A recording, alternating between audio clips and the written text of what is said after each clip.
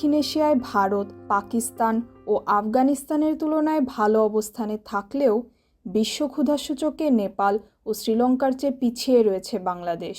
প্রতিবেদনে বাংলাদেশকে মাঝারি মাত্রার ক্ষুধাপীড়িত দেশের তালিকায় রাখা হয়েছে। 127টি দেশের মধ্যে 84তম অবস্থানে রয়েছে বাংলাদেশ। সম্প্রতি রাজধানীর একটি হোটেলে প্রকাশিত বিশ্ব ক্ষুধা সূচক 2024 প্রতিবেদনে উঠে এসেছে বাংলাদেশ 127টি দেশের মধ্যে 84তম অবস্থানে রয়েছে। বিশ্ব ক্ষুধা সূচক 2024-এর তথ্য অনুযায়ী বাংলাদেশের স্কোর 19.4।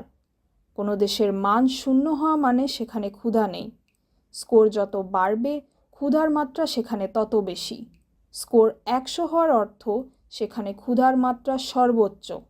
বাংলাদেশ ক্ষুধা হ্রাসে অগ্রগতি অর্জন করলেও জাতিসংঘের টেকসই উন্নয়ন লক্ষ্যমাত্রা পূরণের জন্য যথেষ্ট নয় বলেও উল্লেখ করা হয়েছে প্রতিবেদনে।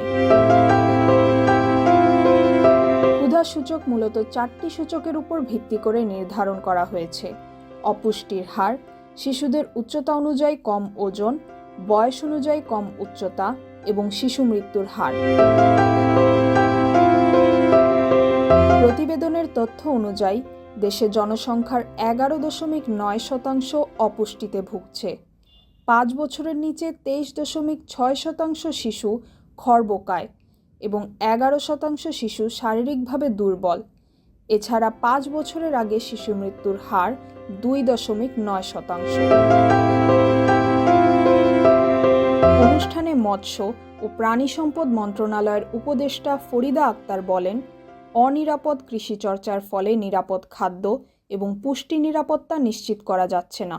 তিনি খাদ্য বৈচিত্র্য রক্ষা এবং নারীর লোকজ জ্ঞানের উপর জোর দেন।